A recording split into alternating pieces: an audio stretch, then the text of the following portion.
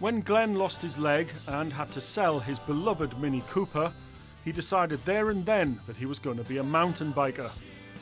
But a standard prosthetic leg just didn't allow him to do what he needed. But biking's everything to Glenn, so he didn't give up.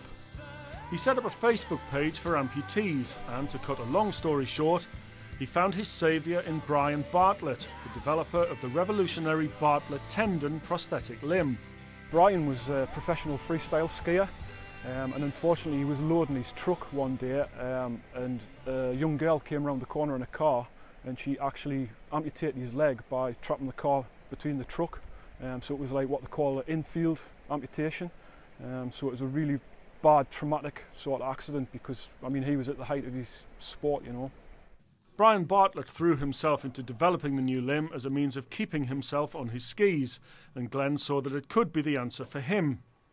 He couldn't afford the tendon himself, but he was also contacted through his Facebook page by an organisation called PACE Rehabilitation, who stepped up to the mark. PACE have supported me from very early on. So they originally designed my cycling prosthesis, the socket, and it went from there, and what I managed to do was actually put PACE in touch with Brian, and we managed to get Brian over to the UK. Now Glenn's the first port of call for Brian whenever he comes up with an improved version of the limb. Without these people, you know, supporting us, PACE, Brian, Sandman Bikes, you know, I hate to think of, you know, I had 10 years of being in the house, not being able to go out when I had my leg and it was, you know, pretty bad. To be able to get out in the fresh air and continue with a passion, it's just amazing.